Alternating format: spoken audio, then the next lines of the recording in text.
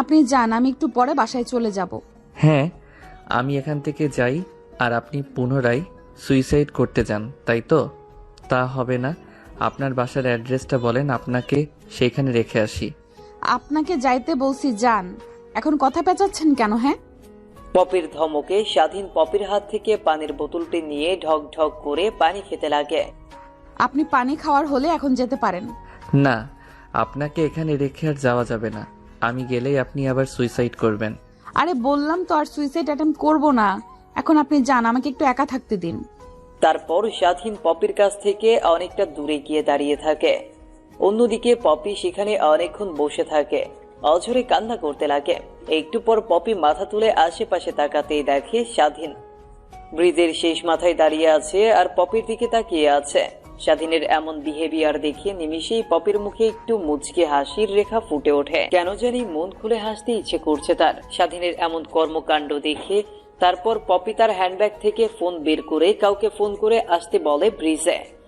অন্যদিকে স্বাধীন ব্রিজের সামনে থ মেরে দাঁড়িয়ে থেকে পপির প্রত্যেকটা লক্ষণ পর্যবেক্ষণ করছে।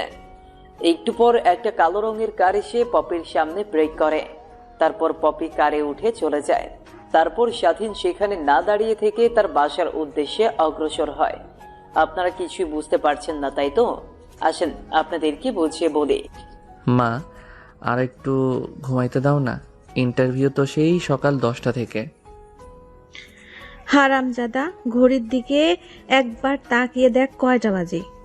তারপর স্বাধীন তার পাশে থাকা ফোনটা পাওয়ার অন করে দেখে সকাল 9টা বেজে গেছে।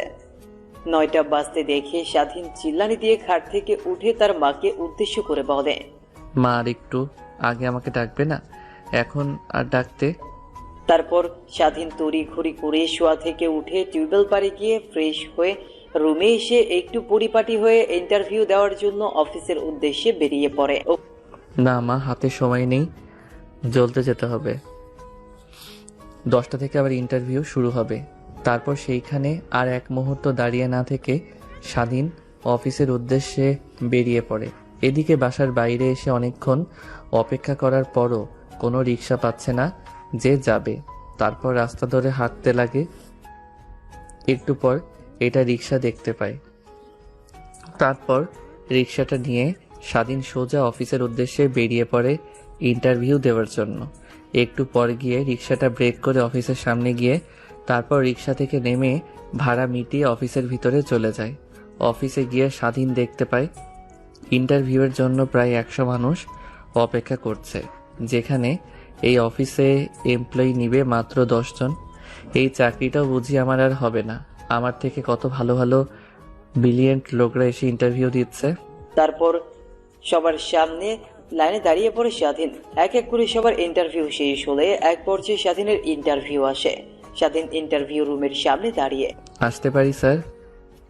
জি আসুন। তারপর স্বাধীন গিয়ে তাদের সামনে থাকা চেয়ার টেনে বসে পড়ে। তারপর তারা স্বাধীনকে উদ্দেশ্য করে বলে, আচ্ছা, এর আগে কখনো কি কোথাও চাকরি করেছেন? না স্যার, এটাই আমার লাইফের ফার্স্ট জব হবে। বাট একটা জিনিস কি স্যার, আমাকে একটা কাজ একবার দেখিয়ে দিলে সেই কাজটা দ্বিতীয়বার দেখাতে হবে না? বুঝতে পারছি, তা শুধু খালি হাতে কি আর চাকরি পাওয়া যায়? স্যার বুঝতে পারছি না, আপনারা কি বলছেন? বলতে চাচ্ছি যে আমাদেরকে একটু মিষ্টিমুখ করার, তাহলে আপনার চাকরি কনফার্ম হয়ে যাবে। স্যার তা তো আপনাদের মিষ্টিমুখ করাবো, আগে জবটা হয়ে নিক। স্বাধীনের এমন কথা শুনে ইন্টারভিউ রুমে থাকা সবাই হা করে হাসতে লাগে। লোকগুলোর হাসির কারণ বুঝতে পারে না স্বাধীন। আরে বাবা, আমি আপনাকে বোঝাতে চাচ্ছি যে এখানে জব পেতে হলে আমাদেরকে কিছু টাকা দিতে হবে। সবাইকে টাকার অফার করেছি, ওরা রাজি হয়েছে। প্রত্যেকজন তাদের পদের জন্য আমাদেরকে 3 লাখ করে টাকা দেবে। আপনি যদি 3 লাখ টাকার বেশি দেন তাহলে তাদেরকে রেখে আপনাকে চাকরি দেবো। স্যার আমার বাবা বলেছে কখনো ঘুষ দিয়ে আমাকে চাকরি দেবে না, আর আমিও চাই না ঘুষ দিয়ে চাকরি করতে। প্রয়োজন হলে রিক্সা চালিয়ে খাবো, তাও ঘুষ দিয়ে কোনো চাকরি নেব না। তারপর স্বাধীন সেখানে আর দাঁড়িয়ে না থেকে কেবিন থেকে বেরিয়ে যায়। স্বাধীনের এমন কথা শুনে ইন্টারভিউ নেওয়া প্রত্যেকেই বোকা বনে যায়। অন্যদিকে ইন্টারভিউ রুম থেকে বের হয়ে অফিসের আর এক মুহূর্ত না দাঁড়িয়ে অফিস থেকে বের হয়ে ফুটপাত দিয়ে হাঁটতে লাগে। সকালে না খেয়ে আসায় বিকেল 3টা বেজে যায়। পকেট থেকে ওয়ালেট বের করে দেখে মাত্র 50 টাকা। এই 50 টাকা দিয়ে স্বাধীন ভাবতে লাগে, এখন এই 50 টাকা কি করব? খাবার খাবো। অনেক কোথাও লেগেছে নাকি? 50 টাকা নিয়ে বাসায় যাব। বাসায় গিয়ে মা বাবাকে কি বলবো? চাকরি হয়নি। এখন তাদেরকে এমন কথা বলতেও খারাপ লাগে। কথাগুলো আনমনে ভাবতে ভাবতে ফুটপাত দিয়ে হাঁটছিল স্বাধীন। হাঁটতে হাঁটতে এক পর্যায়ে সারাদিন ফুটপাতে থাকা টি স্টলে চলে আসে। তারপর দোকানে বসে কলা পাউরুটি চা খেয়ে নেয়। বিল মিটিয়ে দোকান থেকে বের হয়ে পড়ে। হাতে থাকা 20 টাকার দিকে তাকিয়ে বলে, হায় টাকা! এই টাকার পিছে ছুটতে ছুটতে বিদ্যুৎ হয়ে যায়। দিন শেষে মাটিতে লুটিয়ে পড়তে হয় এই টাকার পিছু করতে। আনমনে কথাগুলো ভাবছিল স্বাধীন আর ফুটপাত দিয়ে হাঁটছিল। কোনো কিছু ভালো না লাগায় বাসায় ফেরার ইচ্ছা ঠিক তেমন একটা না হয় স্বাধীন গিয়ে নদীর পাড়ে একটা বেঞ্চে বসে নদীর দিকে তাকিয়ে রয়েছে। এভাবে অনেকটা সময় পার হয়ে যায়।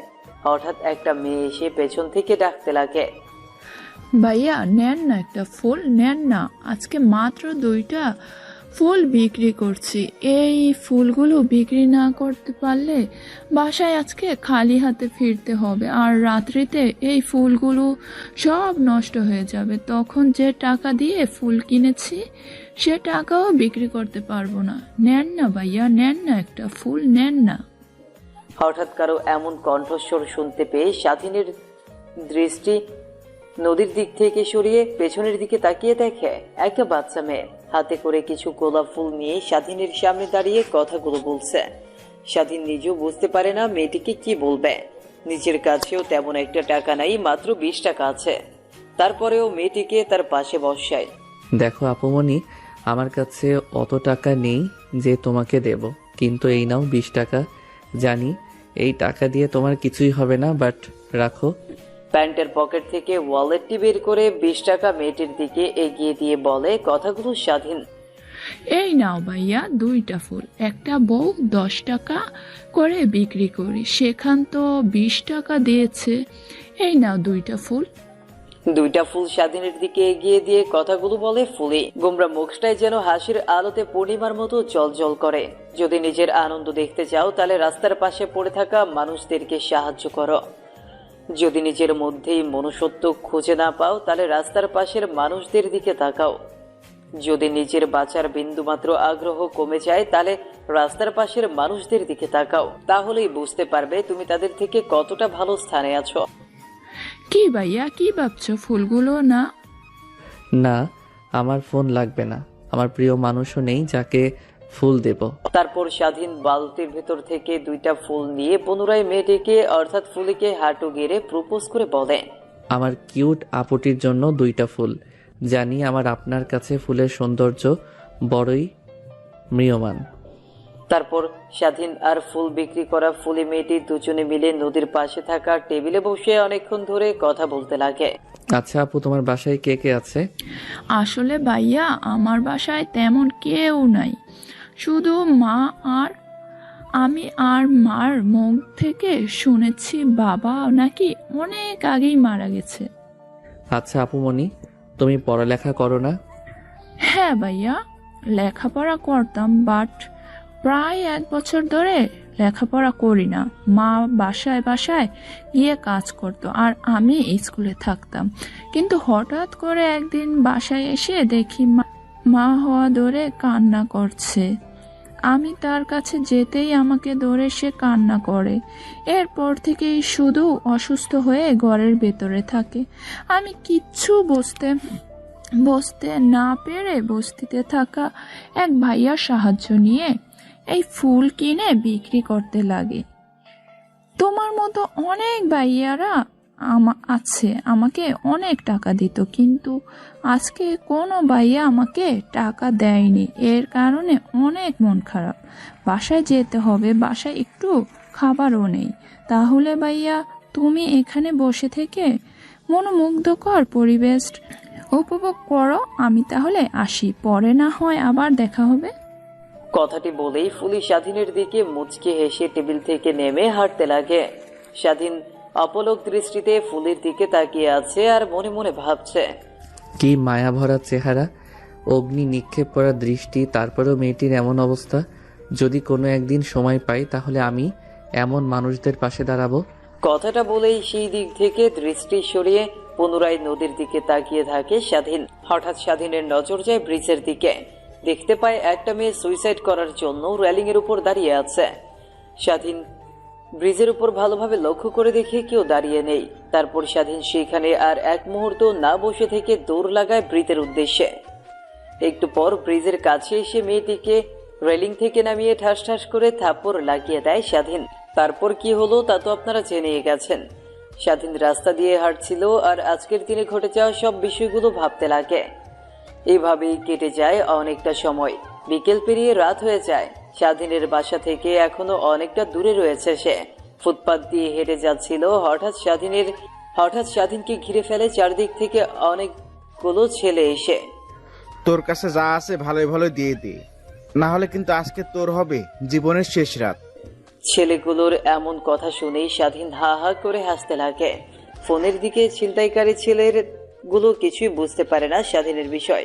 তখনই স্বাধীন ছিনতাইকারীদেরকে উদ্দেশ্য করে বলে, আরে আমি এক ফকির, তোরা এসেছিস আমাকে ছিনতাই করতে। এই ফাইলটা ছাড়া আমার কাছে কিছুই নেই, খুঁজে যদি কিছু পাস নিয়ে যা তোরা। ধ্যাত, আজকে বিজনেসটাই শুরু হলো একটা ফকিরকে দিয়ে। যা শালার পর এখান থেকে ভাগ, দ্বিতীয়বারের মতো এখানে যেন না দেখি। স্বাধীন সেখানে আর এক মুহূর্ত না দাঁড়িয়ে থেকে হাঁটতে লাগে বাসার উদ্দেশ্যে। আর আনমনে ভাবে, এই একটা দুনিয়ায় কত রঙের মানুষ দেখব।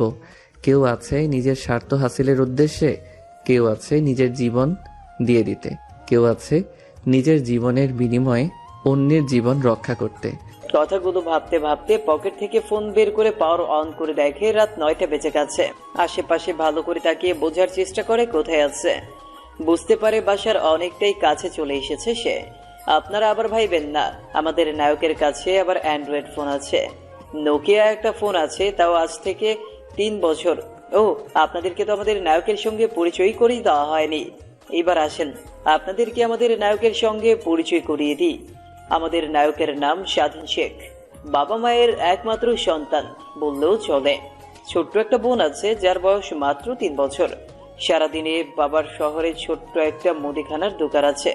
স্বাধীনের বাবার শহরে ছোট্ট একটা মুদিখানার দোকান আছে। সেই দোকান থেকে যা উপার্জন হয় তাতে তাদের সংসার টেনে টুনে চলে যায়।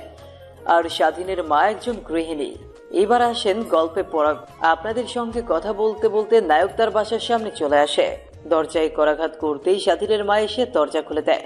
তারপর স্বাধীনকে উদ্দেশ্য করে বলে, এ বাবা, সেই বের হয়েছে সকাল 9টায় আর এখন বাসায় ফিরছিস।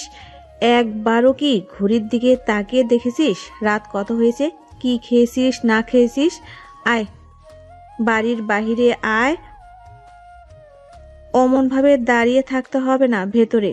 স্বাধীনের মা কথাটি বলতেই স্বাধীন সোজা বাড়ির ভেতরে প্রবেশ করে খাওয়ার টেবিলে চলে যায়। তখন স্বাধীনের মা বলে, কে বাহির থেকে ঘুরে আসলি? যা ফ্রেশ হয়ে আয়, তারপর তুমি খাবার দিও। না মা, অনেক ক্ষুধা লাগছে আমার, খেতে দাও। দিনভর না খেয়ে আছি, বিকালের দিকে চা স্টলে গিয়ে একটা কলার রুটি আর চা খেয়েছি। আচ্ছা বাবা, তুই বল, আমি এক্ষুনি তোর জন্য খাবার নিয়ে আসছি। তারপর স্বাধীন সেখানে বসে পড়ে। একটু পর স্বাধীনের মা খাবার নিয়ে এসে তার মুখের সামনে ধরে। খেয়ে নে বাবা। তা তোর আজকের ইন্টারভিউ কেমন হলো? আর বইল না, যে চাকরি করতে চাই শুধু ঘুষ। আজকে যে কোম্পানিটাতে গিয়েছিলাম, সেই কোম্পানির যারা ইন্টারভিউ নিচ্ছে তারা বলল 3 লাখ টাকা ঘুষ দিলে নাকি এই কোম্পানিতে চাকরি হবে। আর আমি কোনোভাবেই ঘুষ দিয়ে চাকরি নিব না, তুমি তা ভালো করে জানো। আমি আমার যোগ্যতাই নেব। দেখ বাবা, এর জন্য এমন মন খারাপ করে আছিস?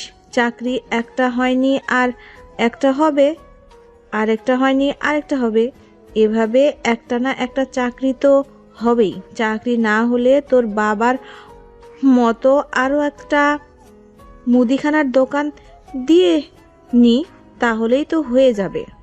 কথাগুলো স্বাধীনকে ভাত খাইয়ে দিতে দিতে বলে স্বাধীনের মা। স্বাধীন ছোট বাচ্চার মতো পার্টিতে বসে আছে আর ওর মা খাইয়ে দিচ্ছে। স্বাধীনের খাওয়া শেষ হলে ওয়াশরুমে গিয়ে ফ্রেশ হয়ে নেয়। তারপর সোজা স্বাধীন তার রুমে চলে যায়। রুমে গিয়ে স্বাধীন সোজা খাটে গিয়ে শুয়ে পড়ে। রাত অনেক হওয়াতে এপাশ ওপাশ করতে করতে ঘুমিয়ে যায়। এইভাবে কেটে যায় অনেক কয়টা দিন। কিরে বাবা, আর কত পড়বে? এই পড়ালেখা করতে করতে তো নিজের জীবন দিয়ে দিবি। এখন দেখছি যেই লেখাপড়া করে চাকরি নিতে হলে লাখ লাখ টাকা ঘুষ দিতে হয়, সেই লেখাপড়া করার থেকে না করাই ভালো।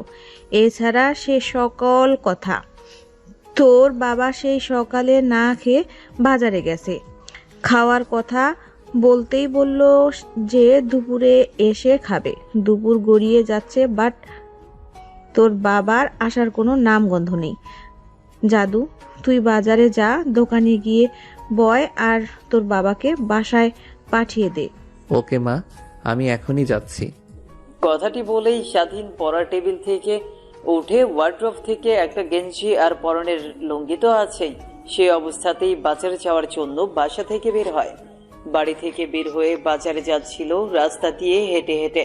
হঠাৎ রাস্তায় স্বাধীন ও তার বন্ধুর সঙ্গে দেখা হয়। কে তুই? তোকে তো এখন আর দেখা যায় না। তার সকাল সকাল বাজার দিকে যাচ্ছিস যে, কোনো কি সমস্যা হয়েছে? আরে না, কোনো সমস্যাই হয়নি। না, তার কোনো সমস্যা হয়নি। তা তুই কোথায় যাচ্ছিস? ওই দিকে? আরে আমি তো তোর কাছে যাচ্ছিলাম, বাট দেখ তোর সঙ্গে দেখা হয়ে গেল। এখন আর তোর বাসায় যাব না, বাজার দিকে যাই। চল। তারপর দুজন মিলে বাজারের দিকে অগ্রসর হয়। রাস্তায় হঠাৎ স্বাধীন সজীবকে প্রশ্ন করে, তোকে যে বলেছিলাম তোর কোম্পানিতে কখনো যদি সার্কুলার দেয় তখন আমাকে বলিস। হ্যাঁ বলেছিল, আমি তো সেই অপেক্ষা আছি কখন সার্কুলার দেবে। বেশ কিছুদিন হলো শোনা যাচ্ছে আমাদের অফিসের যে বস আছে তার মেয়ে নাকি অফিসের দায়িত্ব নেবে। তখন হয়তোবা নতুন বসের জন্য একটা পিও লাগবে। তখন সার্কুলার দিলে তুই যে ইন্টারভিউ দিস। আর তুই তো এও ভালো করে জানিস আমাদের কোম্পানিতে কোনোভাবে ঘুষ কিংবা রেকমেন্ড করলে জব হয় না। তো তুই যদি জব নিতে চাস তাহলে তোর বুদ্ধি আর পরিশ্রম দিয়ে জব নিতে হবে। আমাকে আর সেই কথা বলতে হবে না। আমার সম্পর্কে তো তুই ভালো করে জানিস। স্কুল থেকে কলেজ পর্যন্ত কখনো ফার্স্ট বয় ছাড়া লাস্ট বয় হয়নি। আর যদি হয় ইন্টারভিউর কথা, তাহলে তো তিশার মতো ইন্টারভিউ দিয়েছি। ইন্টারভিউ সম্পর্কে সবকিছু ভালোভাবেই জানি। দুজনে মিলে কথা বলতে বলতে এক পর্যায়ে তারা দুজনে চলে আসে বাজারে। বাজারের পাশে থাকা স্বাধীনের বাবার ছোট্ট একটা মুদিখানার দোকানের সামনে চলে আসে স্বাধীন আর সজীব। তখনই স্বাধীন তার বাবাকে বলল, বাবা, তুমি এখন বাসায় যাও।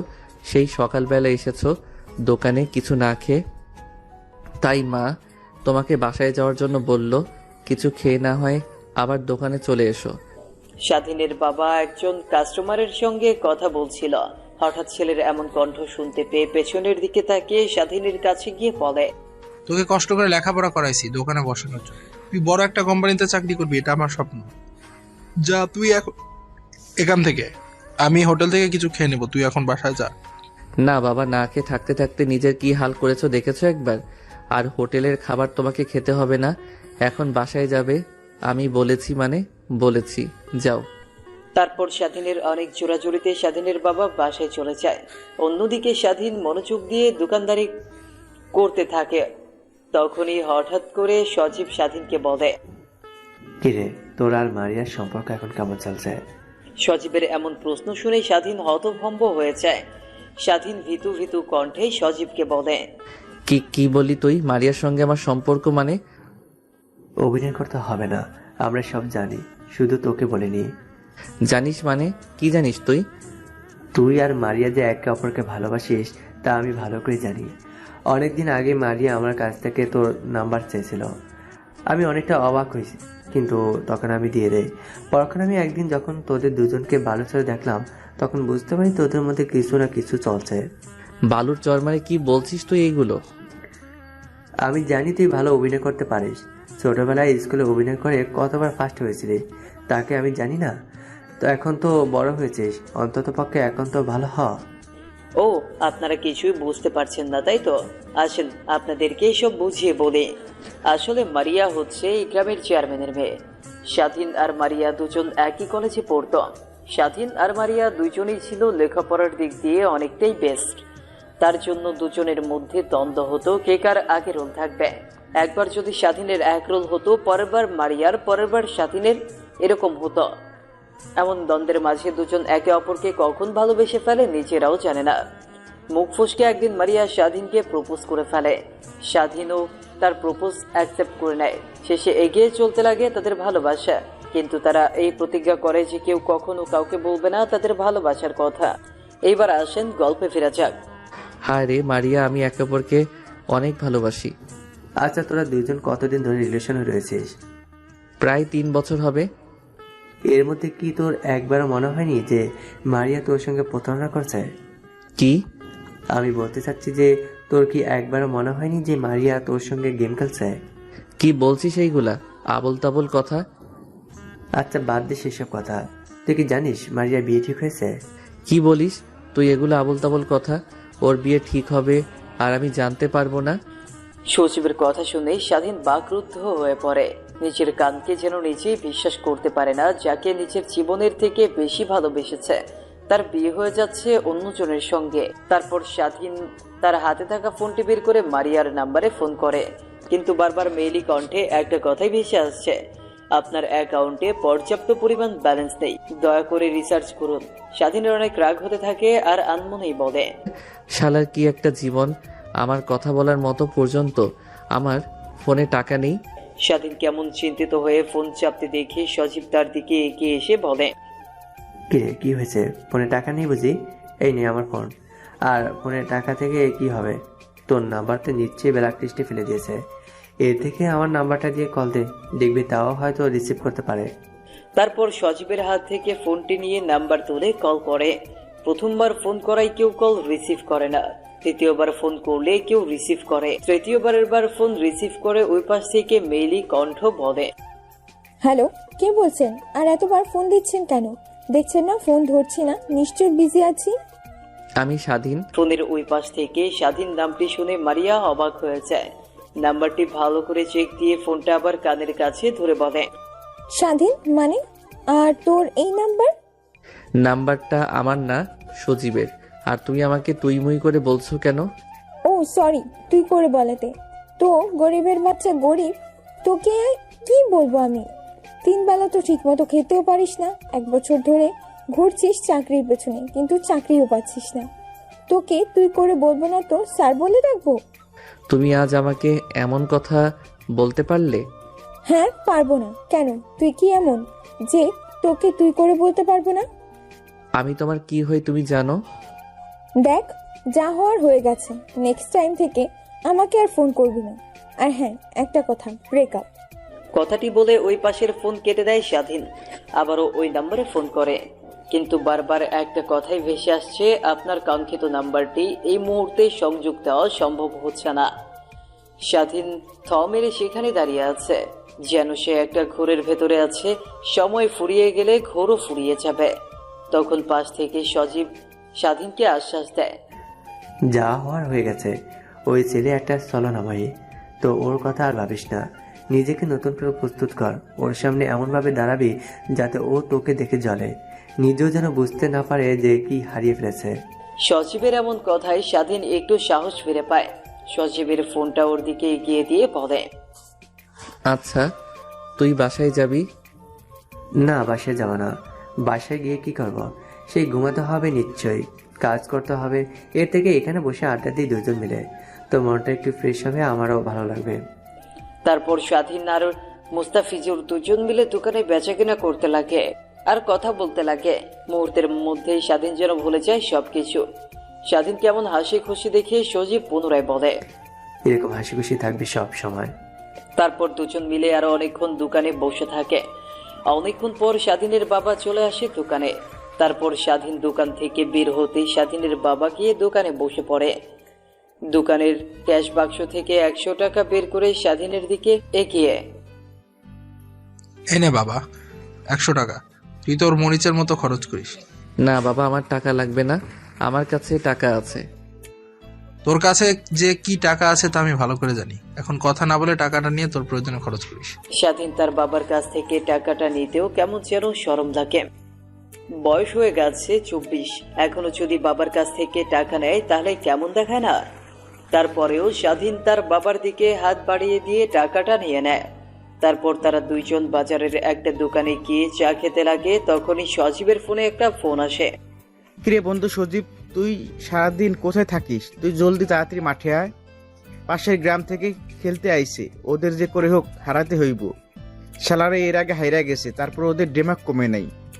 এবার এসে বলতেছে যদি হারাতে পারে তাহলে ওদের নাকি আমাদের আস্তে একটা ছাগল দিবে। সত্যি বলছিস তো? আরে সত্যি বলছি, জলদি আয়, এখনই খেলা শুরু হবে। আর স্বাধীনকে এত করে ফোন করছি, ওর ফোন বন্ধ কেন? ওকে সঙ্গে নিয়ে আসিস কিন্তু বললাম। কথাটা বলেই ফোনের এই পাশে থাকা ছেলেটা ফোন রেখে দেয়। তখনই স্বাধীন চায়ের কাপে একটা চুমুক দিয়ে সজীবকে উদ্দেশ্য করে বলে, কি রে, কে ফোন করেছে? আরে রিফাত ফোন করেছে, আমাদেরকে জলদি মাঠে যেতে বললো। আজকে নাকি আবারও পাশের গ্রাম থেকে খেলতে আসছে, আর যারা জিতবে তারা নাকি ছাগল পাবে। কি বলিস, সত্যি? হ্যাঁ সত্যি সত্যি, জলদি চল, আমাদের রেখে আবার খেলা শুরু করবে। কথাটি বলেই চায়ের কাপ সেখানে রেখে সে দৌড় লাগে মাঠের উদ্দেশ্যে।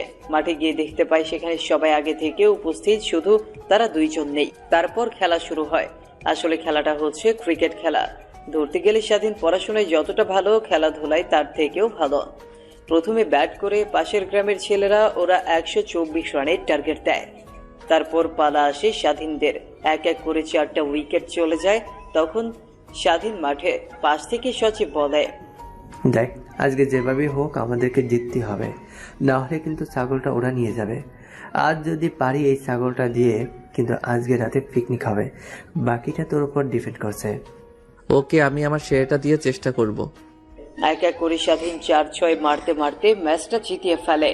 সবাই অনেক খুশি হয়ে দৌড়ে স্বাধীনকে মাথার উপরে নিয়ে নাচতে লাগে। তারপর ছাগলটা নিয়ে তারা চলে যায় সোজা তাদের ক্লাব ঘরে। তারপর পিকনিকের আয়োজন শুরু হয়।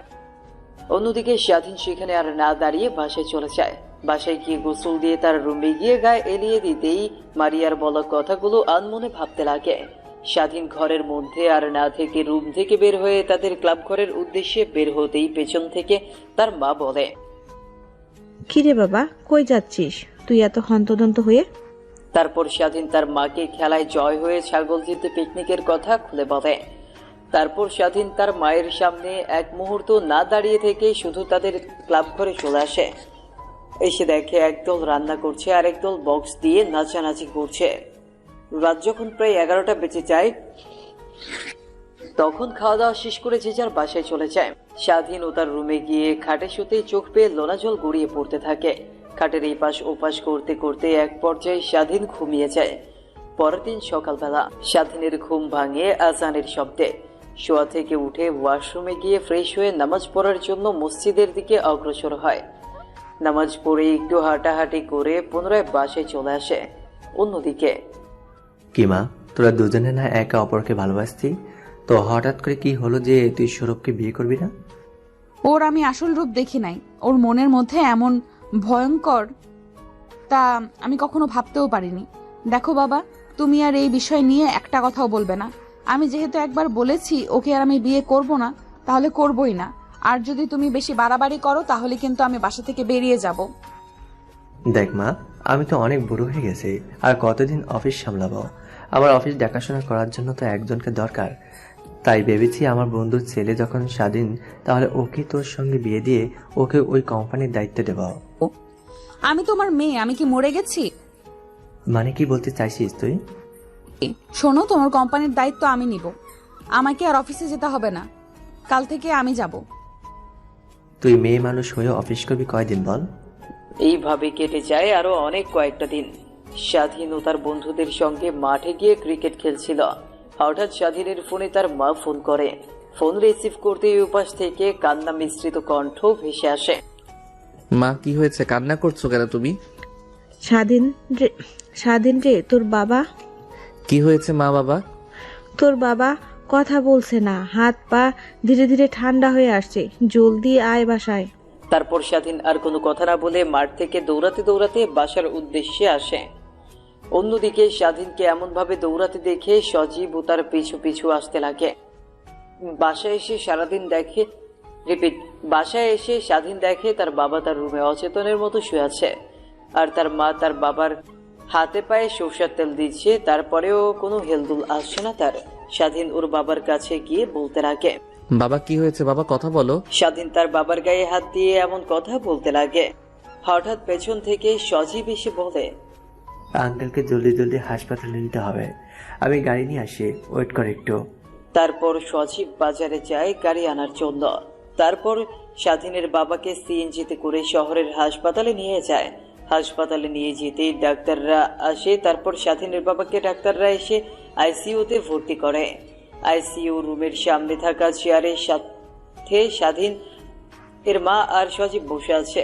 স্বাধীনকে চিন্তিত দেখে সজীব ওর কাঁধে হাত রেখে বলে, দেখ, কোনো টেনশন করিস না, আঙ্কেল ঠিক সুস্থ হয়ে উঠবে, আল্লাহর উপর বিশ্বাস রাখ। সজীবের এমন কথা শুনে স্বাধীন স্বস্তির নিঃশ্বাস ফেলে। প্রায় 1 ঘন্টা পর আইসিইউ কেবিন থেকে একটা ডাক্তার বের হয়। তখনই স্বাধীন বসা থেকে উঠে ডাক্তারের কাছে গিয়ে বলে, আমার বাবা কেমন আছে? দেখো বাবা, হ্যালো গাইস, আসসালামু আলাইকুম। কয়েকটা কথা বলি, একটু ভালোভাবে শুনুন। একটা ভিডিও এডিট করতে, ভয়েস মিলাতে আরো অনেক কাজ আছে। সব মিলিয়ে একটানা 7-8 ঘন্টা লেগে যায়। এত কষ্ট করে একটা ভিডিও বানাই, তাও বেশি মানুষ ইউটিউব চ্যানেলটা সাবস্ক্রাইব করে না। আচ্ছা ভাই, ইউটিউব চ্যানেলটা সাবস্ক্রাইব করলে কি কোনো সমস্যা হবে? আর যারা টিকটক থেকে ভিডিও দেখে আসছেন, তারা সাবস্ক্রাইব করে কমেন্টে টিকটক লিখে যান। তোমার বাবাকে সময় মতো আনতে পেরেছে, এজন্যই বেঁচে গেছে। হয়তো উনি আর বেশি দিন বাঁচবেন না। যদি বাঁচাতে চাও তাহলে হার্ট সার্জারি করতে হবে, অনেক টাকা লাগবে। তোমাদেরকে তো দেখে ধনী পরিবারের লোক মনে হচ্ছে না, তাই আর কিছু বললাম না। কথাটি বলে ডাক্তার সাহেব তাদের কাছ থেকে যেতে লাগবে। তখনই স্বাধীন পেছন থেকে ডাক্তারের হাত ধরে বলেন, আঙ্কেল প্লিজ আমার বাবাকে বাঁচান, যত টাকা লাগে আমি দিব। প্লিজ আমার বাবাকে সুস্থ করে দিন। ডাক্তার সাহেব স্বাধীনকে বসা থেকে দাঁড় করিয়ে বলে, দেখো বাবা, আমি হাসপাতালের সামান্য একজন কর্মচারী। আমি তোমাদের জন্য কি করতে পারি বলো?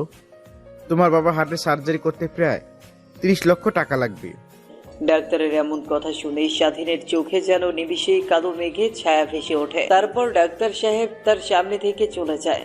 অন্যদিকে সচিব অনেকটাই অবাক হয়, কারণ কোনোভাবে স্বাধীন এর বাবার জন্য জোগাড় করতে পারবে না, যেখানে তাদের সংসারে চলে একটা ছোট্ট মুদিখানা দোকান দিয়ে। তারপর স্বাধীন সোজা তার বাবার কাছে চলে যায়। স্বাধীনকে দেখে ওর বাবা বলে, জানি বাবা, আমি আর মাত্র অল্প কিছুদিনের মেহমান এই পৃথিবীতে। ডাক্তারকে অনেক করে জিজ্ঞাসা করেছি, বা ডাক্তার আমাকে কিছুই বলেনি। তা থেকে আমি তো জানি আমার এমন কোনো রোগ আছে যার জন্য অনেক অনেক টাকা লাগবে। স্বাধীন তার বাবার হাত জড়িয়ে ধরে বলে, বাবা আমি তোমাকে বাঁচাবো, যেভাবেই হোক না কেন। পাগলামি করিস না তুই। অন্যদিকে সচিব স্বাধীন তার বাবার এমন কথোপকথন দেখে সচিবের চোখেও লোনা জল বের হতে লাগে। নিজেরও তেমন কোনো সাধ্য নেই যে স্বাধীনকে সাহায্য করবে সচিব। তারপরে হাসপাতালে থাকতে থাকতে কেটে যায় 2টা দিন। তারপর হাসপাতালে বিল মিটিয়ে ডাক্তারের কাছ থেকে প্রেসক্রিপশন নিয়ে ডাক্তারের টেবিল থেকে বের হতে যাবে, তখনই ডাক্তার স্বাধীনকে উদ্দেশ্য করে বলে, দেখো বাবা, তোমাদেরকে কথাটা কি করে বলি তাও বলতে হবে। তোমার বাবার যদি হার্ট সার্জারি করতে চাও তাহলে 15 দিনের মধ্যে যে করে হোক টাকা ম্যানেজ করতে হবে। ডাক্তারের এমন কথা শুনে স্বাধীন অনেকটাই অবাক হয়। তারপর কেবিন থেকে বের হয়ে স্বাধীন তার বাবাকে নিয়ে বাসার উদ্দেশ্যে রওনা হয়। এভাবেই কেটে যায় প্রায় 1 সপ্তাহ। স্বাধীন প্রত্যেক দিন তার বাবার দোকানে যায়। যে টাকা ইনকাম হয় তাতে তাদের সংসার চলে, আর ওর বাবার ওষুধের খরচ চলে। স্বাধীন নিজেও বুঝে উঠতে পারে না কি করে তার বাবাকে হার্ট সার্জারি করাবে। হঠাৎ স্বাধীনের ফোনে একটা ফোন আসে। ফোনের দিকে তাকিয়ে দেখে সজীব কল করেছে। তারপর ফোনটা রিসিভ করে কানের কাছে ধরতেই ওই পাশ থেকে সজীব বলে, শোন, তোর জন্য একটা গুড নিউজ আছে। এত ব্যাড নিউজের মাঝেও গুড নিউজ শুনতে অনেকটাই হাস্যকর লাগছে না রে? আরে রাখ তো তোর লাগামবিহীন কথা। তুই বলছিলি না তোর একটা জব লাগবে? আমাদের কোম্পানিতে সার্কুলার দিয়েছে, আমাদের বসের মেয়ের পার্সোনাল বিয়ে হওয়ার জন্য কালকে ইন্টারভিউতে আসতে পারবি। স্বাধীন কিছু একটা ভেবে বলে, হ্যাঁ পারবো। তারপর স্বাধীন আর সজীব আরো অনেক কথা বলতে লাগে। অনেকক্ষণ পর ফোন কেটে দিয়ে স্বাধীন ভাবতে লাগে, যদি দোকানটা বিক্রি করি তাহলে প্রায় 2 লাখ টাকার মতো হবে। আর জব ব্যাংকে থেকে কিছু টাকা তুলবো, আর কোম্পানির কাছ থেকে কিছু টাকা অগ্রিম চেয়ে নেব। কথাগুলো আনমনে ভাবতে লাগে স্বাধীন। রাত হয়ে গেলে স্বাধীন দোকান বন্ধ করে ফার্মেসি থেকে তার বাবার জন্য ঔষধ কিনে বাসায় চলে যায়। এভাবেই কেটে যায় রাত। পরের দিন সকালবেলা স্বাধীন ঘুম থেকে উঠে ফ্রেশ হয়ে খাওয়া দাওয়া না করেই বাসা থেকে বের হতে যাবে অমনি স্বাধীনের মা পেছন থেকে ডাক দিয়ে বলে, কিরে বাবা, কই যাচ্ছিস এত সকাল সকাল, আর হাতে কিসের ফাইল? মা, সজীবদের কোম্পানিতে, সজীবদের কোম্পানির বসের পার্সোনাল পিএ পদে। তো খাবার খেয়েছস? স্বাধীন ঘরের দিকে তাকিয়ে দেখে 9টা বেজে গেছে। তখন তার মাকে উদ্দেশ্য করে বলে, দেখো, আর 9টা বেজে গেছে, আর 10টা থেকে ইন্টারভিউ শুরু হবে। এখন খাবার খেতে নিলে অনেক লেট হয়ে যাবে, এর থেকে আমি ইন্টারভিউ দিয়ে এসে খাবো। স্বাধীন তার মাকে কথাটি বলে আর এক মুহূর্ত বাসার ভেতরে না দাঁড়িয়ে ইন্টারভিউ দেওয়ার জন্য বেরিয়ে পড়ে। প্যান্টের পকেটে হাত দিয়ে দেখে মাত্র 50 টাকা আছে। তারপর একটা রিকশায় করে সোজা অফিসের সামনে চলে আসে। গেটের সামনে আসতেই দারোয়ান বলে, কি চাই?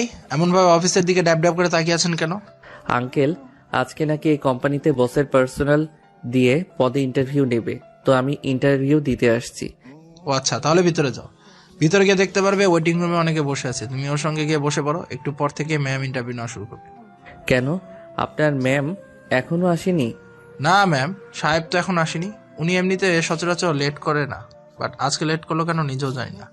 অন্যদিকে পপি তার বাবাকে অনেকভাবে বোঝানোর চেষ্টা করে যে কোনোভাবেই সে সৌরভকে বিয়ে করতে পারবে না। পপির বাবা তার কথাতেই অটুট।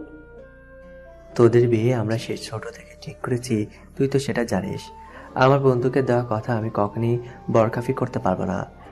তোমার বন্ধুকে দিয়েছো, কথা বলো, খারাপ করতে পারবে না। তাই বলে কি আমার কোনো মতামত নেই? নিজের ভালো আমি নিজে বুঝতে জানি। পপির এমন কথা শুনে পপির বাবার বুকে হাত দিয়ে মাটিতে বসে পড়ে। পপি পেছন ফিরে তার বাবাকে এমন অবস্থায় দেখে দৌড়ে গিয়ে তার বাবাকে বলে, বাবা কি হয়েছে তোমার? এমন করছো কেন? পপির বাবা পপির হাত ওনার বুক থেকে সরিয়ে নেয়। তারপর পপি বাইরে থাকা কাজের ছেলেপেলেদেরকে ডাক দিয়ে তার বাবাকে নিয়ে হাসপাতালে চলে যায়। হাসপাতালে নিয়ে যাওয়ার পর ডাক্তাররা পপির বাবাকে আইসিইউতে ভর্তি করে। অনেকক্ষণ পর ডাক্তার কেবিন থেকে বের হলে পপি ডাক্তারের কাছে গিয়ে বলে, আঙ্কেল, আমার বাবার কি হয়েছে? মামনি, তোমার বাবা স্ট্রোক করতে নিয়েছিল, বাট অল্পের জন্য বেঁচে গেছে। ওনাকে এমন কোনো কথা বলো না যাতে উনি অনেক কষ্ট পায়। ডাক্তার কথাটি বলেই চলে যায়। অন্যদিকে পপি নিজেও জানে না কি করবে এখন। জেনে শুনে তো কখনো ভুল মানুষকে বিয়ে করা যায় না, আবার বাবার কথার ওপরেও কথা বলতে পারছে না। পপি যেন দোটানায় ভুগছে। তারপর পপি সোজা তার বাবার কেবিনে ঢুকে পড়ে। পপিকে দেখে তার বাবা অন্য পাশে মুখ ঘুরিয়ে নেয়। তারপর পপি তার বাবার পাশে গিয়ে চেয়ারে বসে তার বাবার হাত চেপে ধরে বলে, বাবা, আমি জানি তুমি কখনো আমার খারাপ চাইবে না।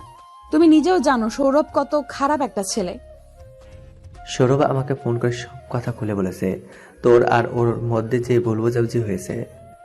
পপির আর বোঝার বাকি রইল না যে সৌরভ আগে থেকেই তার বাবাকে ভুল বুঝিয়ে রেখেছে।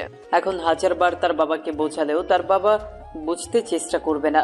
তখনই পপি তার বাবাকে বলে, বাবা, আমি অন্য আরেকজনকে ভালোবাসি, আর ওকে আমি অনেক আগে থেকেই ভালোবাসি। তোমার মন রক্ষার্থে আমি সৌরভকে ভালোবাসি কথাটা বলেছিলাম।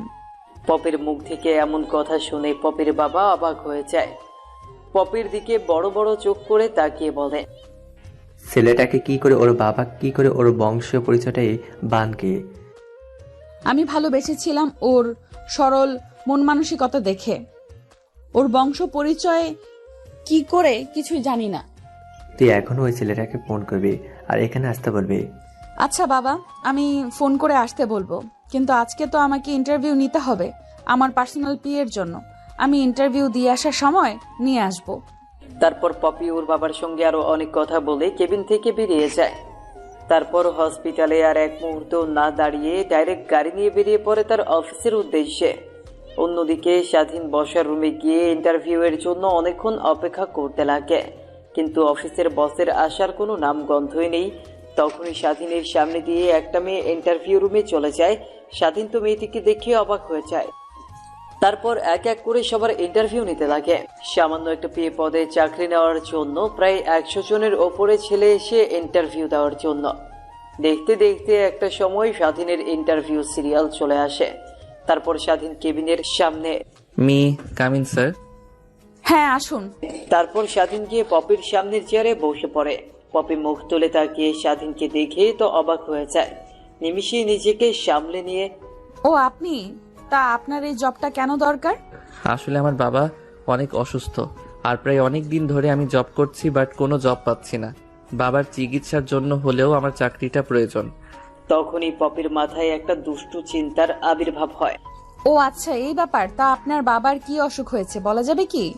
হার্ট সার্জারি করতে হবে, অনেক টাকা লাগবে। আপনি এ সকল বিষয় শুনে কি করবেন?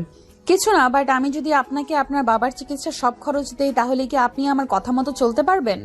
পপির এমন কথা শুনে স্বাধীন যেন নিজের কানকে নিজেই বিশ্বাস করতে পারছে না। জি হ্যাঁ, আপনি যা বলবেন আমি তাই করব। আমাকে বিয়ে করতে হবে, তাও মাত্র 2 বছরের জন্য, কিন্তু কখনোই আপনি আমার কাছ থেকে স্ত্রীর মর্যাদা পাবেন না। স্বাধীন আগে থেকেই ভেবেছিল এমন কিছু একটাই বলবে। স্বাধীন নির্দ্বিধায় রাজি হয়ে যায়। আচ্ছা, আমি ম্যানেজারকে বলবো আপনার যত টাকা লাগে তত টাকা দিয়ে দিবে, বাট এখন আমার সঙ্গে একটা জায়গায় যেতে হবে, আর আমি যা যা শিখিয়ে দেব আপনাকে তাই করতে হবে। কথাটি বলে পপি পিয়নকে ডাক দেয়। মা ডেকেছো? হাট দেখেছি, 2 বছরের একটা এগ্রিমেন্ট নিয়ে আসেন, আর সেইটাতে যেন উল্লেখ থাকে বিয়ের কথা। কি বলছো মা? বুঝতে পারেননি। 2 বছরের একটা এগ্রিমেন্ট নিয়ে আসেন যেখানে বিয়ের কথা উল্লেখ থাকবে। আর হ্যাঁ, আর একটা কথা, এটা যেন বাবা কোনোভাবে জানতে না পারে। আচ্ছা মা। পপির এমন কথা শুনে পিয়ন ওর দিকে ড্যাব ড্যাব করে তাকিয়ে থাকে। তারপর পিয়ন কেবিন থেকে চলে যায়। স্বাধীন পপিকে প্রশ্ন করে, আচ্ছা, আমাকে বিয়েই বান করবেন কেন 2 বছরের জন্য? পপি ল্যাপটপে কাজ করছিল। হঠাৎ এমন প্রশ্ন শুনে স্বাধীনের দিকে এর রাগী দৃষ্টিতে তাকিয়ে বলে, আপনি শোনেন, আজকে যা বলেন এরপর থেকে কখনোই আমাকে আমার পার্সোনাল লাইফ নিয়ে প্রশ্ন করবেন না। ধরতে গেলে আমি আপনার বাবার চিকিৎসার বিনিময়ে আপনাকে 2 বছরের জন্য কিনে নিচ্ছি। আমি যখন যা বলবো তখন তাই করবেন, আর আমার কথার বাহিরে একটা কথাও বলবেন না। কথাটি বলে পুনরায় পপি মনোযোগ দেয় তার ল্যাপটপে কাজ করার দিকে। একটু পর পিয়ন হাতে করে একটা এগ্রিমেন্ট নিয়ে আসে। তারপর স্বাধীন এগ্রিমেন্টটা ভালোভাবে পড়ে দেখে যে পপির বলা কথাগুলো এগ্রিমেন্টে লেখা আছে। তারপর স্বাধীন এগ্রিমেন্টে সই করে দেয়। তখনই পিয়ন পপিকে উদ্দেশ্য করে বলে, আচ্ছা মা, বাইরে থাকা ছেলেটাকে এখন কি করব? ওদেরকে বলেন আমার পার্সোনাল পিএ পেয়ে গেছি, এখন ওনারা যেতে পারে। কথাটি বলে পুনরায় পপি মনোযোগ দেয় ল্যাপটপের উদ্দেশ্যে। অন্যদিকে পিয়নও বাইরে বের হয়ে সবাইকে চলে যেতে বলে। আর স্বাধীন পপির সামনের চেয়ারে বসে আছে। পপিকে কিছু প্রশ্ন করবে সেই সাহসও হচ্ছে না। এই অল্প কিছুক্ষণেই বুঝে গেছে পপি অনেক রাগী একটা মেয়ে। তারপর স্বাধীন ছোট্ট বাচ্চার মতো সেইখানে বসে আছে। কাজের ফাঁকে ফাঁকে এক পলক করে পপি স্বাধীনকে দেখে আর মুচকি মুচকি হাসে। স্বাধীনের ওইদিকে কোনো ভ্রুক্ষেপই নেই। অনেকটা সময় পার হয়ে যাওয়ার পর পপি ওর কেবিন থেকে উঠে টেবিলের ওপরে থাকা কফির মগটা হাতে নিয়ে এক চুমুক দিয়ে জানলা দিয়ে বাইরে তাকিয়ে স্বাধীনকে উদ্দেশ্য করে বলে, এই পৃথিবীতে কতই না আজব মানুষ আছে, তাই না, যাদের কখনো চেহারা দেখে বিবেচনা করা যায় না। আর মানুষও এই পৃথিবীতে জন্ম নিলে এমন মানুষের সঙ্গে অনেকবার দেখা হয়, শুধু তার চেহারাটা মনে রাখতে হয়। মনোযোগ দিয়ে স্বাধীন পপির বলা কথাগুলো শুনছে। আচ্ছা, আপনি কি কখনো কাউকে ভালোবাসছেন নিজের জীবনের থেকে বেশি? পপির এমন প্রশ্নে স্বাধীন কি উত্তর দিবে বুঝে উঠতে পারে না। মাথা দিয়ে হা বোঝায়। তাকে কি পেয়েছেন? স্বাধীন মাথা দিয়ে না বোঝায়। নিশ্চয়ই আপনাকে সে অপব্যবহার করেছে, না তো সে আপনাকে তার প্রয়োজনে খাটাইছে, তাই তো? পপির এমন প্রশ্নে স্বাধীন কি বলবে কিছুই বুঝে উঠতে পারে না। পপির এমন কথা শুনে স্বাধীনের চোখ থেকে এক ফোঁটা অশ্রু বের হতেই স্বাধীন তা হাত দিয়ে মুছে ফেলে। ও সরি, আপনাকে পার্সোনাল প্রশ্ন করায়। এখন আসেন আমার পিছু পিছু। তারপর পপি কফির মগটা টেবিলের উপর রেখে কেবিন থেকে বের হয়ে যায়। স্বাধীন ওর পিছে পিছে যেতে লাগে। একটা গাড়ির সামনে গিয়ে দাঁড়িয়ে বলে, আজকে থেকে আমি যখন গাড়িতে উঠবো তখন তুই আমার আগে আগে এসে দরজা খুলে দিবি, মনে থাকে যেন দ্বিতীয়বার আর তোকে যেন বলতে না হয়। পথে এমন কথা শুনেই স্বাধীন দৌড়ে গিয়ে গাড়ির দরজা খুলে দেয়। তারপর গাড়ি চলতে লাগে তার আপন গতিতে। হঠাৎ ড্রাইভারকে বলে পপি, আচ্ছা, আপনার জানা মতে আশেপাশে কোনো কাজী অফিস আছে কিনা? জি ম্যাম, আসে। কাজে অফিস দিয়ে কি করবেন? তোমাকে কি আমি অত প্রশ্ন করতে বলেছি আছে কিনা? যদি থাকে সেখানে নিয়ে যাও, চলো। তারপর ড্রাইভার গাড়ি ঘুরিয়ে কাজী অফিসের দিকে যেতে লাগে। একটু পর গিয়ে গাড়ি ব্রেক করে কাজী অফিসের সামনে। গাড়ি ব্রেক করতেই স্বাধীন গাড়ি থেকে বের হয়ে পপি যে দরজা দিয়ে গাড়ি থেকে বের হবে ওই দরজাটা খোলে। তারপর পপি হাঁটতে হাঁটতে কাজী অফিসে ঢোকে। স্বাধীন পপির পেছন পেছন যেতে লাগে কাজী অফিসের ভেতরে। তারপর কাজী ওদের দুজনকে উদ্দেশ্য করে বলে, কে তোমরা আর এখানে কেন এসেছো? কাজী অফিসে কেন আসে? বিয়ে করতে তো আমরা বিয়ে করতে এসেছি। তো বিয়ে করতে এসেছো, তাহলে মাত্র দুজন কেন? আরো কয়েকজন লাগবে। তোমার পক্ষ থেকে দুজন সাক্ষী আর ছেলের পক্ষ থেকে দুজন সাক্ষী, এছাড়া কোনোভাবে বিয়ে পড়ানো সম্ভব না। যত টাকা লাগে আমি দিব, আপনি বিয়ে পড়ান। দেখো মা, এভাবে তো টাকার কথা উল্লেখ হচ্ছে না। বিয়ে পড়াতে গেলে সাক্ষী লাগে আর ওদের সই লাগে। তারপর পপি কাজীর সঙ্গে বেশি কথা না বলে কাজী অফিসের বাইরে এসে দেখে অনেক মানুষ দাঁড়িয়ে আছে। তারপর তাদেরকে টাকার লোভ দেখালে তারা বিয়েতে সাক্ষী হওয়ার জন্য রাজি হয়। পুনরায় পপি কাজী অফিসে প্রবেশ করে। তারপর কাজী সাহেব পপি আর স্বাধীনের বিয়ে পড়াতে লাগে। এভাবেই শেষ হয় তাদের বিয়ের পর্ব। তারপর কাজীকে টাকা মিটিয়ে কাবিননামার একটা ফটোকপি নিয়ে কাজী অফিস থেকে বের হয়ে যায়। গাড়ির সামনে আসতেই সারাদিন দৌড়ে এসে গাড়ির দরজা খুলে দেয়। তারপর স্বাধীন গিয়ে গাড়িতে বসে পড়ে। তখন ড্রাইভার পুনরায় পপিকে বলে, আচ্ছা ম্যাম, এখন কোথায় যাবেন? হসপিটালে যাব। আর বাবা যেন কোনোভাবেই জানতে না পারে আমি ওই ছেলেটাকে জোর করে বিয়ে করেছি, টাকার প্রলোভন দেখিয়ে। যদি জানতে পারে তো চাকরি তো শেষ করবেই, পাশাপাশি তোকেও শেষ করে ফেলবো। পপি এমন কথা শুনে ড্রাইভার শুকনো ঢোক গেলে। তারপর ড্রাইভার মনোযোগ দিয়ে গাড়ি চালাতে লাগে। একটু বড় গাড়ি এসে থামে একটা হাসপাতালে। স্বাধীন হাসপাতালটা দেখে অবাক হয়, কারণ এর আগে স্বাধীন তার বাবাকে এই হাসপাতালটাতেই নিয়ে এসেছিল। তারপর স্বাধীন গাড়ি থেকে নেমে যেদিক দিয়ে বের হবে ওই দরজাটা খুলে দেয়। পপি যেতে লাগে আগে আগে, আর স্বাধীন পপির পিছু পিছু হাসপাতালে প্রবেশ করে। পপি ওর বাবার কেবিনের সামনে গিয়ে স্বাধীনকে উদ্দেশ্য করে বলে, এখন যেমন চুপচাপ ছিলি তা এখন আর থাকা যাবে না। আমার সঙ্গে হাসি খুশি ভাবে কথা বলবি, আর তোকেও আমি হাসি খুশি ভাবে কথা বলবো। কিন্তু খবরদার কোনোভাবে যেন আমার উপর তুই স্বামীর অধিকার যেন না খাটাস বাবার সামনে। স্বাধীন মাথা দিয়ে হ্যাঁ বোঝায়। তারপর দরজার কেবিন ধাক্কা দিতে পপির বাবা কেবিনের দরজার দিকে তাকিয়ে দেখে পপির সঙ্গে একটা ছেলে দাঁড়িয়ে আছে। আয় মা, ভেতরে আয়। দরজার সামনে এমন ভাবে দাঁড়িয়ে আছিস কেন? আচ্ছা বাবা, তুমি বলেছিলে না আমি কাকে ভালোবাসি আর কাকে বিয়ে করতে চাই? এই সেই ছেলে। আর তুমি জানলে অবাক হবে আমি ওকে বিয়ে করেছি। কথাটি বলেই পপি ওর বাবার দিকে স্বাধীন আর ওর কাবিননামাটি এগিয়ে দেয়। পপির বাবা পপির হাত থেকে কাবিননামাটা নিয়ে পড়তে লাগে। পপির দিকে একটু রাগের দৃষ্টিতে তাকিয়ে, এখানে বিয়ের তারিখ দেওয়া তো আজকের। হ্যাঁ বাবা, আমরা আজকে বিয়ে করেছি। বিয়ে করে সোজা তোমার সঙ্গে দেখা করতে নিয়ে এসেছি। তারপর পপির বাবা কেবিন থেকে বের হতে যাবে, অমনি পরিচিতি নিলেই স্বাধীন দৌড়ে এসে তাকে ধরে ফেলে। স্বাধীনের এমন কর্মকাণ্ডে স্বাধীনের বাবা মা অনেক খুশি হয়। তারপর স্বাধীন পপির বাবাকে আধশোয়া হয়ে শুয়ে দিয়ে বলে। তখনই স্বাধীনকে উদ্দেশ্য করে পপির বাবা বলে, তা বাবা, তোমার নাম কি? আঙ্কেল, আমার নাম মোহাম্মদ স্বাধীন শেখ। তো বাবা, এখন তুমি কি করছো? স্বাধীন থতমত খেয়ে যায়। এমন প্রশ্নে কি বলবে? পপির দিকে তাকাতেই পপি ওর বাবার দিকে উদ্দেশ্য করে, ওই আমার কোম্পানিতে জব করেন। কই, এর আগে তো কখনো একে আমাদের কোম্পানি দেখিনি। না মানে বাবা, আমার তো এখন একটা পার্সোনাল পিএ এর দরকার, তো একে আমি আমার পার্সোনাল পিএ বানিয়েছি। তা ভালো করেছিস তুই। আচ্ছা বাবা, তোমার বাবা মা কি করে? পপির বাবার এমন প্রশ্নের স্বাধীন পুনরায় পপির দিকে তাকায়। তখন পপি চোখের ইশারা দিয়ে সত্যি কথা বলতে বলে, আসলে আঙ্কেল, আমার বাবার বাজারে একটা ছোট্ট মুদিখানার দোকান আছে আর মা বাসায় থাকে। ও আচ্ছা, নিজেরাই বিয়ে করে নিলে একটাবার আমাদের মতামত প্রয়োজন মনে করলে না? আসলে আঙ্কেল, পপি অনেক জোরাজোরি করছিল আর আমি ওকে না করতে পারিনি, কারণ অনেক ভালোবাসি তোকে, তাই।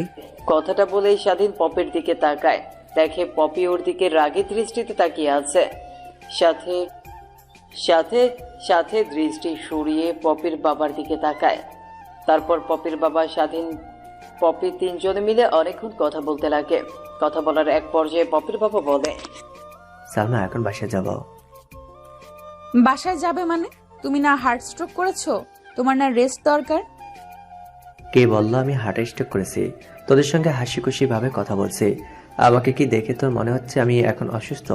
সম্পূর্ণ সুস্থ হয়ে গেছি। চল বাসায়। না বাবা, তুমি আর 1-2টা দিন হসপিটালে থাকো। তোমার তখন কেমন অবস্থা হয়? আরে পাগলিমি, আমি সম্পূর্ণ সুস্থ হয়ে গেছি। এখন আর আমার রেস্ট লাগবে না। যা রেস্ট করব তা বাসায় গিয়ে করব।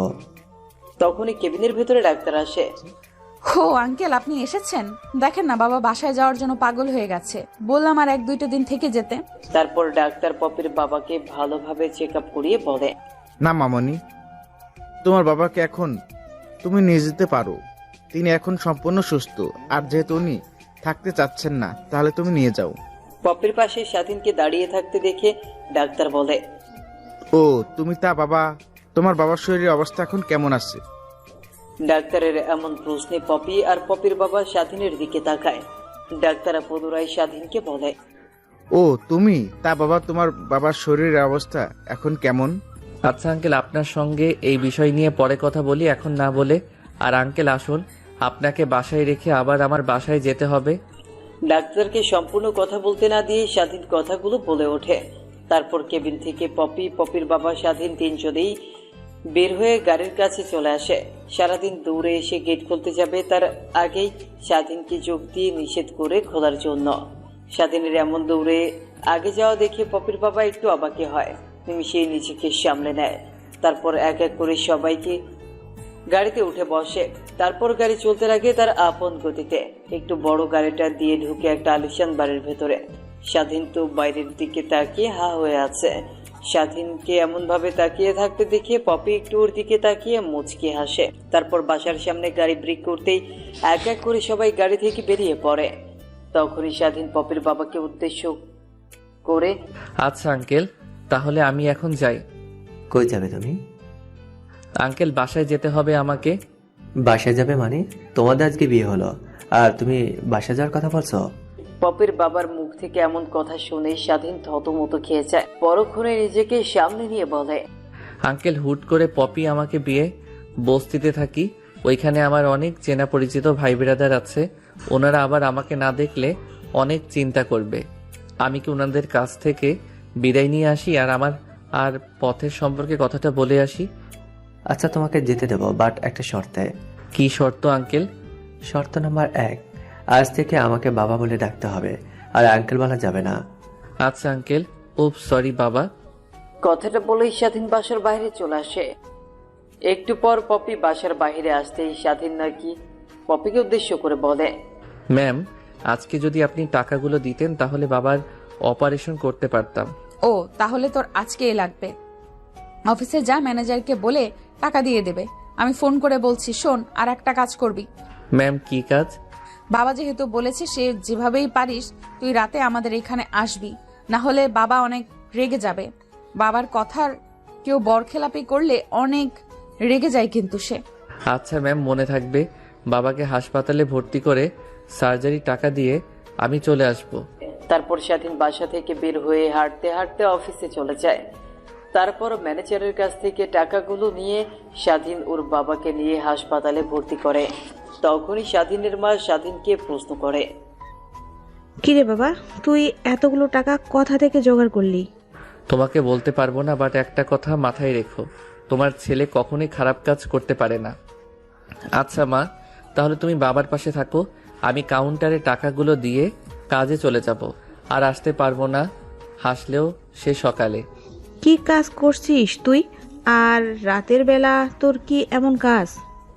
স্বাধীন ও তার মাকে কি বলবে কিছুই বুঝে উঠতে পারে না। একটা বাসায় নাইট গার্ডের জব পেয়েছি।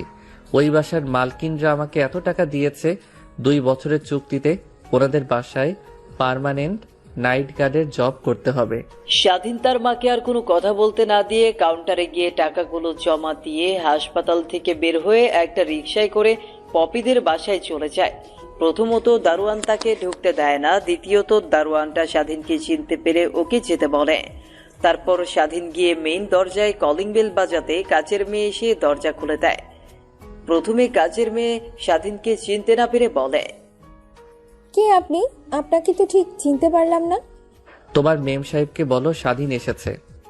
আচ্ছা, আপনি ওখানে ওয়েট করেন, আমি ম্যাডামের কাছ থেকে পারমিশন নিয়ে আসি। তারপর কাজের মেয়ে স্বাধীনের কাছ থেকে চলে যায়। পপিকে গিয়ে বললে পপি স্বাধীনকে বাড়ির ভেতরে আসতে বলে। সঙ্গে এও বলে যে তার সঙ্গে পপির বিয়ে হয়েছে। দৌড়ে এসে কাচের মেয়েটি দরজা খুলে বলে, সরি স্যার, আমি চিনতে পারিনি। আর আপনি বলবেন না যে আপনি পপি ম্যাডামের হাজবেন্ড? তারপর স্বাধীন সেখানে আর এক মুহূর্ত দাঁড়িয়ে কাচের মেয়েটি স্বাধীনকে বসার রুম দেখিয়ে দিলে স্বাধীন গিয়ে বসার রুমে বসে পড়ে। একটু পর পপির বাবা এসে বসার রুমে বসে তাদের সঙ্গে আড্ডা দিতে লাগে। স্বাধীন পপির বাবার সঙ্গে কথা বলতে বুঝতে পারে যে সে একজন অনেক ভালো মনের মানুষ।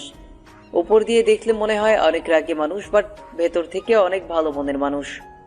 পপির বাবার সঙ্গে কথা বলতে বলতে রাত কোথা দিয়ে 11টা পার হয়ে যায়, সেদিকে কোনো ভ্রুক্ষেপই নেই। হঠাৎ পপির বাবা তার ঘরের দিকে তাকিয়ে বলে, বাবা রাত 10টা বেজে গেল, যাও তোমরা দুজনে এখন তোমাদের রুমে চলে যাও। তারপর পপি স্বাধীন দুজনে পপির বাবার কাছ থেকে বিদায় জানিয়ে রুমে চলে যায়। স্বাধীন পপির রুমে ঢুকতেই অবাক হয়ে যায়। রুমের দেয়ালের চারপাশটা কি সুন্দরভাবে পরিপাটিভাবে সাজানো। স্বাধীনকে এমন আহাম্মগের ন্যায় তাকিয়ে থাকতে দেখে পপি বলে, কিরে এমন ভাবে তাকিয়ে আছিস যে এর আগে কখনোই এত সুন্দর রূপ দেখিসনি, তাই তো? পপির কথা শুনে স্বাধীন রুমের দিক থেকে দৃষ্টি সরিয়ে খাটের দিকে তাকিয়ে দেখে ফুল দিয়ে সুন্দরভাবে সাজানো। পপি খাটটা ফুল দিয়ে সাজানো দেখে অনেক রেগে যায়। দৌড়ে গিয়ে ফুলগুলো এক এক করে ছিঁড়তে লাগে। পুরো খাটের ফুলগুলো এলোমেলো করে ফেলেছে সে। স্বাধীন সেখানে অনেকক্ষণ দাঁড়িয়ে থাকতে লাগে। স্বাধীনকে অমন ভাবে দাঁড়িয়ে থাকতে দেখে পপি বলে, এই নিয়ে বালিশ আর এই নে নিচে বিছানা পেতে ঘুমিয়ে নে। কথাটি বলে স্বাধীনের দিকে একটা বালিশ আর কাঁথা ঢিল মেরে বলে।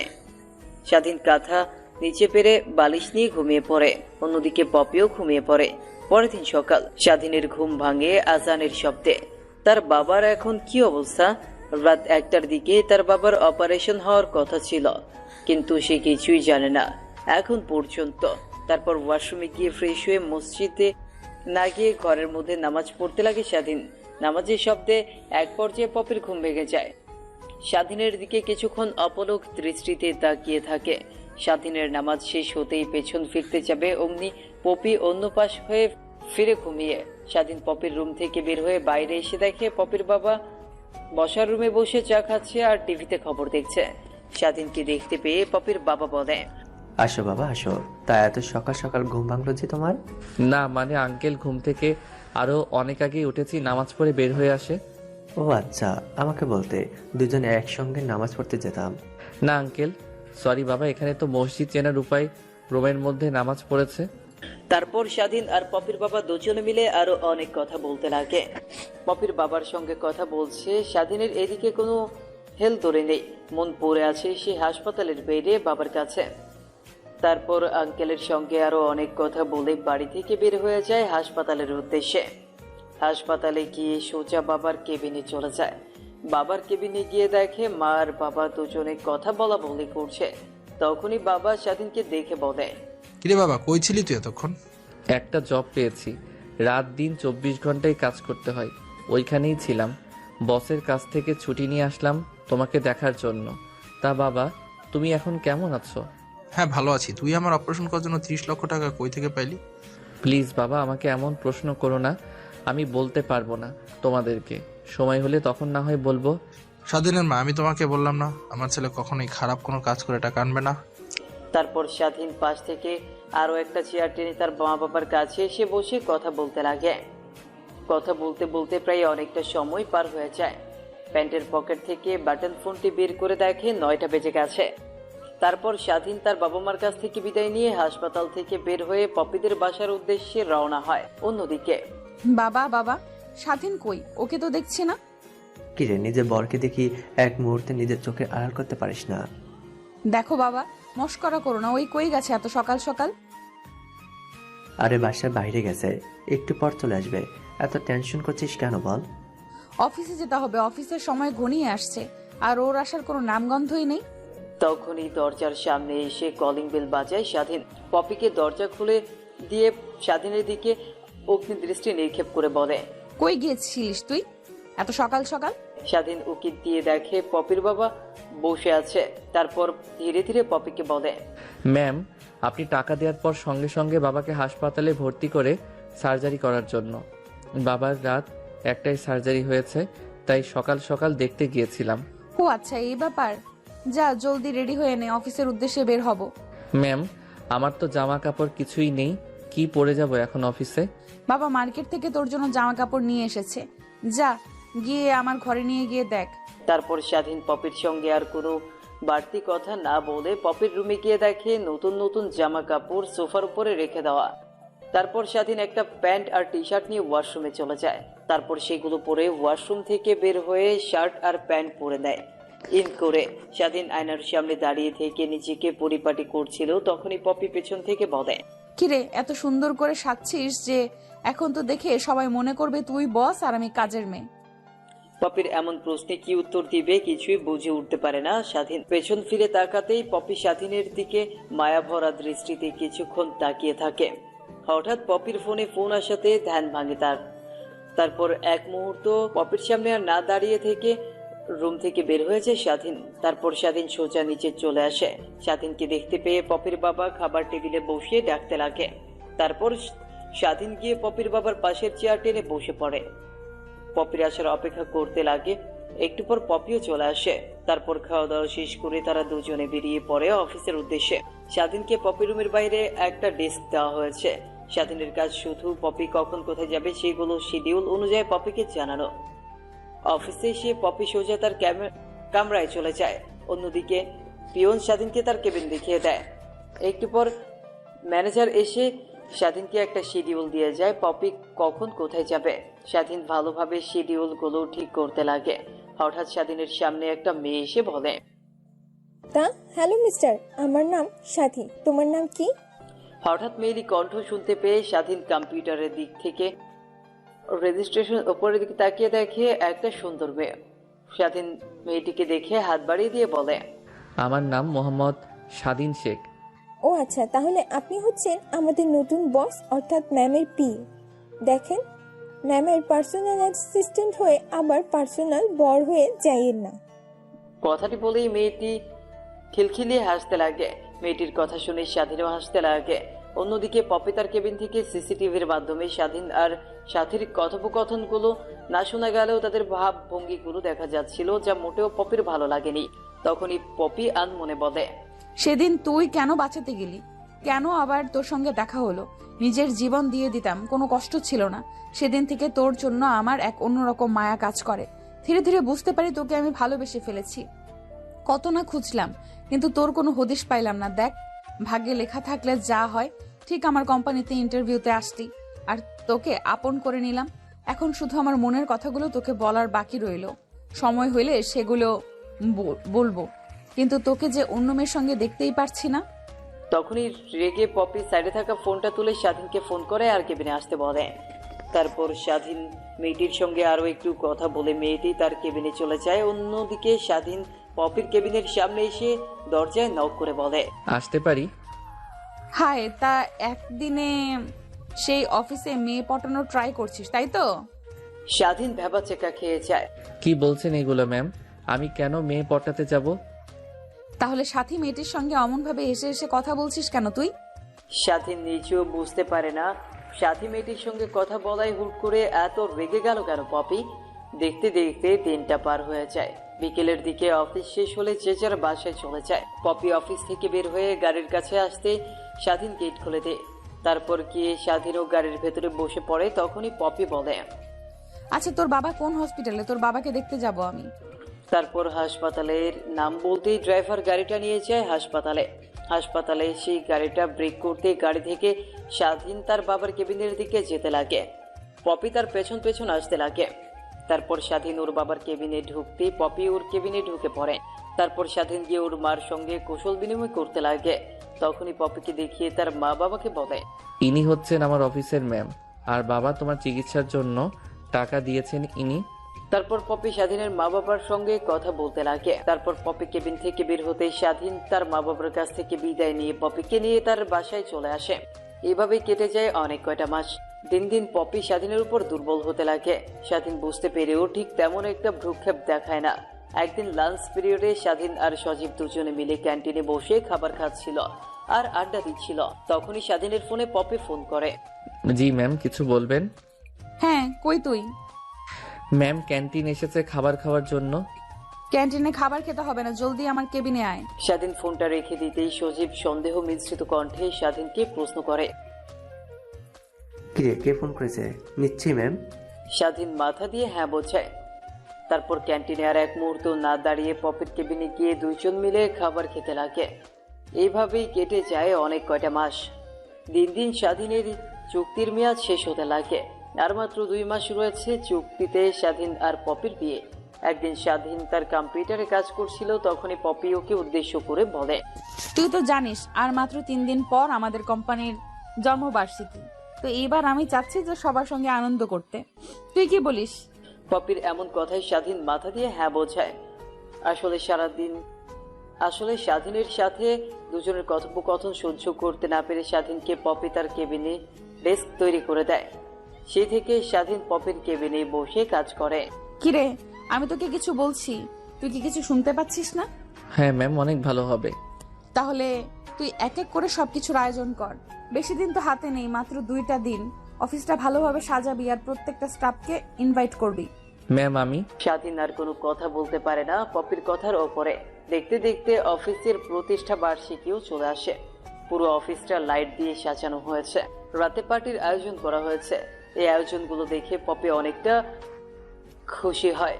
রাতের বেলা অফিসের প্রত্যেকটা স্টাফ এসে পার্টিতে এনজয় করতে লাগে। অন্যদিকে পপি অনেক সুন্দরভাবে সেজে পার্টিতে আসে। পার্টিতে এসে দেখে স্বাধীন আর সাথী দুজনে নাচানাচি করছে আর অফিসের সবাই তাদের দুজনকে বাহবা দিচ্ছে। পপির এমন দৃশ্য দেখে রাগ মাথায় উঠে যায়। এক এক করে ড্রিঙ্কস করতে লাগে পপি। ধীরে ধীরে পপি নিজের ওপর কন্ট্রোল হারাতে লাগে। পপিকে সবাই ড্রিঙ্ক করতে দেখে অবাক হয়ে যায়। স্বাধীন গিয়ে ওকে থামানোর চেষ্টা করলেও স্বাধীনের কথায় কোনো হেলদুল করে না পপি। অতিরিক্ত ড্রিঙ্ক করায় মাতাল হয়ে যায় পপি। সবাইকে উদ্দেশ্য করে আবুল তাবুল কথা বলতে লাগে। স্বাধীন পপিকে আর সেখানে না রেখে গাড়ি করে বাসায় নিয়ে আসে। বাসায় নিয়ে এসে পপিকে সোজা তার কেবিনে নিয়ে যায়। খাটে শুইয়ে দিতে যাবে অমনি স্বাধীন নিজের টাল সামলাতে না পেরে পপির গায়ের ওপর শুয়ে পড়ে স্বাধীন। পপির কাছ থেকে নিজেকে ছাড়ানোর অনেক চেষ্টা করতে লাগে স্বাধীন, বাট পপি তার নিজের কন্ট্রোলে নেই। স্বাধীনকে জড়িয়ে ধরে ওর ঠোঁটের সঙ্গে ঠোঁট লাগিয়ে চুষতে লাগে। ওর মাথার চুলগুলো আঁকড়ে ধরতে লাগে। স্বাধীন পপির কাছ থেকে অনেকবার ছাড়ানোর চেষ্টা করলেও ব্যর্থ হয়। স্বাধীন নিজেকে আর কন্ট্রোল করতে না পেরে পপির সঙ্গে মিশে যায় স্বাধীন। পরের দিন সকালবেলা সবার আগেই ঘুম ভাঙে পপির। নিজেকে স্বাধীনের বুকের মাঝে আবিষ্কার করতে দেখে অবাক হয়। নিমিষেই নিজের মুখের কোণায় হাসিটা ফুটে ওঠে। কিছু একটা ভেবে স্বাধীনকে ধাক্কা দিয়ে খাট থেকে ফেলে দেয়। কি হলো? এটা ধাক্কা দিয়ে ফেলে দিলেন কেন? কুত্তার বাচ্চা, তোর সাহস কি করে হয় আমার সঙ্গে এমন কাজ করার? কাল না হয় আমার নিজের উপর নিজের কন্ট্রোল ছিল না, তাই বলে তুই আমার সঙ্গে এমন কাজ করবি? আমার সরলতার সুযোগ নিলি তুই? তোকে যে আমি কি করব! দেখেন ম্যাম, আমার নিজের উপর নিজেরও কন্ট্রোল হারিয়ে ফেলেছিলাম। প্লিজ আমাকে ক্ষমা করে দেন। আমার চোখের সামনে থেকে চলে যা, তোকে আর যেন না দেখি। কথাটি বলা শেষ হলেই স্বাধীন প্যান্ট আর টি শার্ট পরে বাসা থেকে বের হয়ে যায়। দেখতে দেখতে 2টা মাসও পার হয়ে যায়। পপির চুক্তি অনুযায়ী এখন তাদের দুইজনের ডিভোর্স দিতে হবে। তারপর স্বাধীন উকিলের কাছে গিয়ে ডিভোর্স পেপার করে সাইন করে দিয়ে পপিদের বাসায় চলে আসে। পপিকে কোথাও দেখতে না পেয়ে রুমের সামনে গিয়ে কড়া নাড়তেই, কে? আমি স্বাধীন আসতে পারি? হায়, তা তুই এতদিন পর কোথা থেকে উদয় হলি? অফিসে আসিস না কেন ঠিক এমন একটা? তারপর স্বাধীন রুমের ভেতর প্রবেশ করে ডিভোর্স লেটারটা পপের দিকে এগিয়ে দিয়ে বলে, এই নিন ডিভোর্স পেপার। আপনাকে মুক্তি অনুযায়ী আজকে 2 বছর পূর্ণ হলো। আর হইলে লেখা ছিল যে আপনাকে 2 বছর পর ডিভোর্স দিয়ে দিতে হবে, তো আমি আপনাকে ডিভোর্স দিয়ে দিলাম। স্বাধীনের মুখ থেকে এমন কথা শুনে পপি অবাক হয়ে যায়। দৌড়ে গিয়ে স্বাধীনকে জড়িয়ে ধরে। দেখো, তুমি আমাকে ভুল বুঝো না। আমি তোমাকে সেই অনেক আগে থেকেই ভালোবাসি। যখন আমার জীবন বাঁচাও, আমাকে সঠিক পথ দেখাও। তুমি নিজেও জানো না কত জায়গায় আমি তোমাকে খুঁজেছি, কিন্তু কোথাও পাইনি। ভাগ্যের কি নির্মম পরিহাস, তুমি আমার কোম্পানিতে ইন্টারভিউতে আসলে আর এই সুযোগটাই কাজে লাগিয়ে তোমাকে বিয়ে করে ফেলি। হয়েছে ম্যাম, আর অভিনয় করতে হবে না। কথাটা বলে স্বাধীন পপির কেবিন থেকে বাসার বাইরে যাওয়ার জন্য বেরিয়ে পড়ে। পপি নিজেকে আর কন্ট্রোল করতে না পেরে দৌড়ে গিয়ে সবার সামনে স্বাধীনকে জড়িয়ে ধরে বলে, প্লিজ আমাকে বোঝার চেষ্টা করো, প্লিজ বিলিভ মি। পপির এমন কথা শুনে স্বাধীন একটা মুচকি হাসি দেয়। পপিকে স্বাধীন তার থেকে ছাড়িয়ে বের হয়ে যেতে লাগে বাসা থেকে। হঠাৎ পপি একটা চিৎকার দিয়ে মাটিতে লুটিয়ে পড়ে। স্বাধীন পেছন ফিরে পপিকে এমন অবস্থায় দেখে দৌড়ে গিয়ে জড়িয়ে ধরে। এই কি হয়েছে আপনার? প্লিজ কথা বলেন না। এই যে কি হলো? থেকে আমিও আপনাকে অনেক ভালোবাসি, কিন্তু বলতে পারিনি। আমি আর আপনি কখনো এক হতে পারি না, যেখানে আমি একজন সামান্য একজন কর্মচারী আর আপনি একজন অফিস। আর কোনো কথা না বলে স্বাধীন পপিকে কোলে তুলে নিয়ে গাড়ির মধ্যে শুইয়ে দিয়ে হাসপাতালে নিয়ে যায়। তারপর ডাক্তার এসে পপিকে নিয়ে যায়। একটু পর স্বাধীন ডাক্তারের কাছে যেতেই বলে, কংগ্রাচুলেশন মিস্টার, আপনি বাবা হতে চলেছেন। ডাক্তারের মুখ থেকে এমন কথা শুনেই স্বাধীন খুশিতে আত্মহারা হয়ে গিয়ে দৌড়ে কেবিনের মধ্যে ঢুকে পড়ে। পপির হাতটা নিজের হাতের আঙ্গুলের মাঝে নিয়ে বলে, ডাক্তার কি বলেছেন শুনেছেন? হ্যাঁ, শুনতে পাইছি। আমি অন্তঃসত্ত্বা।